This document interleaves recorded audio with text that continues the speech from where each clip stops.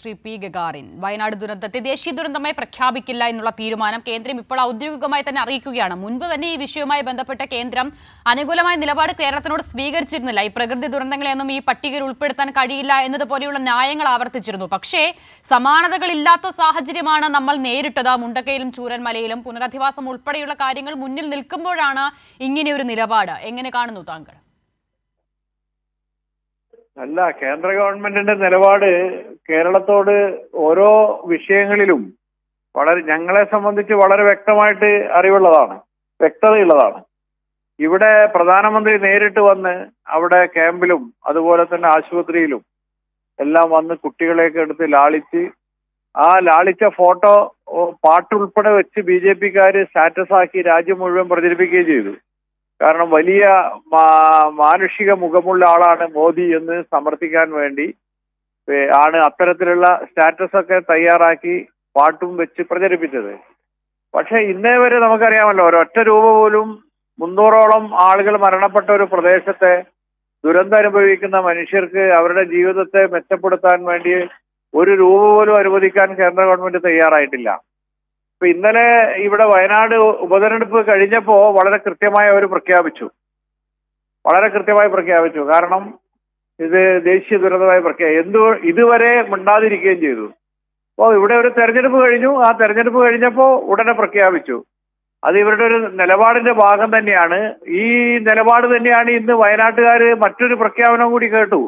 അത് കർണാടക മുഖ്യമന്ത്രിയുടേതാണ്. കാരണം ഇവിടെ തെരഞ്ഞെടുപ്പ് കാലത്ത് DK ശിവകുമാർ കർണാടക ഉപമുഖ്യമന്ത്രി വന്ന് പ്രിയങ്ക ഗാന്ധിക്ക് വേണ്ടി പ്രചരണം നടത്തുമ്പോൾ പറഞ്ഞത് രാത്രികാല ഗതാഗത നിരോധനം പിൻവലിക്കുന്നതിനുള്ള ആലോചനകൾ മുന്നോട്ട് പോയി കഴിഞ്ഞു എന്നാണ്. പക്ഷെ ഇന്ന് തെരഞ്ഞെടുപ്പ് കഴിഞ്ഞപ്പോ അവിടുത്തെ മുഖ്യമന്ത്രി പറഞ്ഞു അത് അങ്ങനെ ഒരു ആലോചനയും നടന്നിട്ടില്ല, അത് ഒരു ചർച്ചയും എവിടെയും എത്തിയിട്ടില്ല എന്ന് പറഞ്ഞു. അപ്പൊ BJP-യും കോൺഗ്രസും വയനാടിനോടുള്ള സമീപനം ഒരു തെരഞ്ഞെടുപ്പ് കാലത്തെ ആ തെരഞ്ഞെടുപ്പ് കഴിഞ്ഞ ഉടനെ തന്നെ വളരെ കൃത്യമായി പ്രഖ്യാപിക്കുകയാണ് ചെയ്തിട്ടുള്ളത്.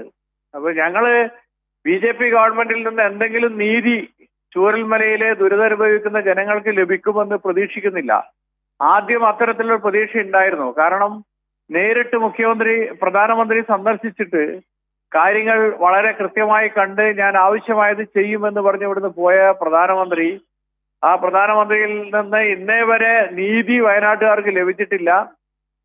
അപ്പോൾ തീർച്ചയായിട്ടും ഞങ്ങളത് അതിനേക്കാൾ ഉപരിയായിട്ടൊന്നും ഇതിനേക്കാൾ മോശമായ പ്രതികരണങ്ങൾ മാത്രമേ BJP-യിൽ നിന്ന് പ്രതീക്ഷിക്കാൻ പറ്റൂ. പക്ഷെ നോക്കൂ, ഇവിടെ ഇപ്പോൾ നമ്മളെ സംബന്ധിച്ചിടത്തോളം പുനരധിവാസം ഉൾപ്പെടെ വലിയ ദൗത്യങ്ങൾ മുന്നിലുണ്ട്. ഇപ്പോൾ കേന്ദ്രം പറയുന്ന ഈ മറുപടിയിൽ നിലവിൽ ദേശീയ ദുരന്ത നിവാരണ ഫണ്ടായി എല്ലാ സംസ്ഥാനങ്ങൾക്കും നൽകുന്ന മാതൃകയിൽ കേരളത്തിനും നൽകിയ തുക അത് കേരളത്തിന്റെ കയ്യിൽ ബാക്കിയുണ്ടെന്നും അത് മാത്രം മതിയാകും പുനരധിവാസത്തിന് എന്നുകൂടി ഒരു നിലപാട് കേന്ദ്രം സ്വീകരിക്കുകയാണ്.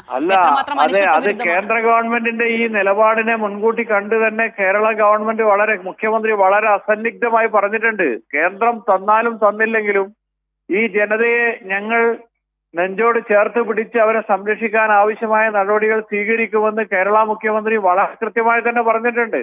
പക്ഷെ അപ്പോഴും മുഖ്യമന്ത്രി പറഞ്ഞ ഒരു കാര്യം, കേന്ദ്ര സംസ്ഥാന ബന്ധങ്ങളുടെ അടിസ്ഥാനത്തിൽ ഇന്ത്യയുടെ ഭാഗമാണ് കേരളം എന്ന നിലയിൽ ഇത്തരമൊരു ദുരന്തം നേരിൽ കണ്ട പ്രധാനമന്ത്രി ഇനിയും ഞങ്ങൾ പ്രതീക്ഷിക്കുന്നു എന്ന് മുഖ്യമന്ത്രി അടുത്ത ദിവസം പോലും വയനാട്ടിൽ വന്ന് പ്രസംഗിക്കുമ്പോൾ മുഖ്യമന്ത്രി പറയുകയുണ്ടായി. പക്ഷെ ഞങ്ങൾ അതിന് ഒരു പരിഗണനയും തരില്ല എന്ന് തീർത്തു പറയുകയാണ് മോദി ചെയ്തുകൊണ്ടിരിക്കുന്നത്, കേന്ദ്ര ഗവൺമെന്റ് ചെയ്തുകൊണ്ടിരിക്കുന്നത്.